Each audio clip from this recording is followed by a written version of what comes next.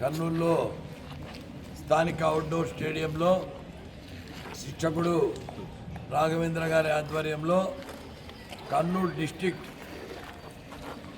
Karate martial arts championship పోటీలు ఇప్పుడే ప్రారంభించడము, ఛాంపియన్షిప్లో గెలిచిన వాళ్ళకు కొంతమందికి మెడల్స్, ట్రోఫీలు ఇవ్వడం జరుగుతూ ఉంది. అసలు కరాటే అనేది ఎంప్టీ హ్యాండ్ అని మీనింగ్. కరాటే యాక్చువల్గా జపాన్లో ఒకినావా అనే ప్రదేశం ఉంది, ఐలాండ్ ఉంది. అక్కడ ప్రజలు మోర్ దాన్ 100 years ఈజీగా జీవిస్తున్నారు. అంటే majority of the population more than 100 years but హెల్తీగా ఉన్నారు. దానికి కారణం వాళ్ళు ఆర్గానిక్గా పండించుకునే ఫుడ్ తినడం ఒకటి, రెండోది రిలేషన్షిప్ అంటే ఫ్రెండ్లీ రిలేషన్షిప్స్ మెయింటైన్ చేసుకోవడం ఒకటి, తర్వాత ఈ కరాటే ప్రాక్టీస్ చేయడం ఒకటి. ఇక్కడి నుంచి కరాటే మళ్ళీ మిగతా మెయిన్లాండ్ జపాన్కు పాకడం జరిగింది. అదే టైంలో మన కంట్రీలో కేరళలో కూడా కలారి పట్టు అని, అంటే కలారి అని పిలుస్తారు. అది భారతీయుడి సినిమాలో కమల్ హాసన్ గారు కూడా చూపించడం జరిగింది. తర్వాత ఈ కరాటే మార్షల్ ఆర్ట్స్ చాలా బ్రహ్మాండమైన ప్రాచుర్యం చెందడానికి ముఖ్య కారకుడు బ్రూస్ లీ గారు.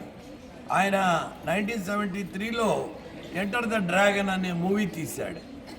అసలు ఆ మూవీలో బ్రూస్ లీ మూమెంట్స్ చూసి వరల్డ్లో ఎంతోమంది కరాటే మార్షల్ ఆర్ట్స్ వైపు అట్రాక్ట్ అయిపోయినారు.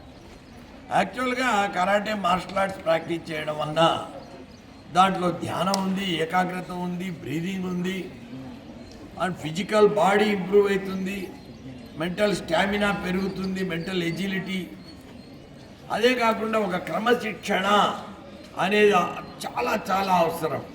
ఒక చిన్న పిల్లవాడు ఎదిగే టైంలో ఫార్మేటివ్ ఇయర్స్లో ఈ కరాటే మార్షల్ ఆర్ట్స్ ప్రాక్టీస్ చేసినాడంటే అబ్బాయి కానీ అమ్మాయి కానీ నంబర్ 1 వాళ్ళల్లో క్రమశిక్షణ అనేది డెవలప్ అవుతుంది. నంబర్ 1 క్రమశిక్షణ అనేది ఎందుకు అవసరం? ఇప్పుడు మనం చూస్తున్నాం, అసలు సివిక్ సెన్స్ లేదు, ట్రాఫిక్ సెన్స్ లేదు.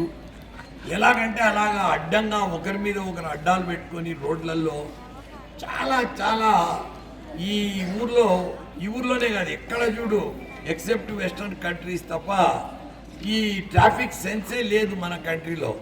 ఎందుకు? కారణమేమి? వాళ్ళలో క్రమశిక్షణ లేకపోవడం, పక్క వాళ్ళ గురించి ఆలోచించకపోవడం.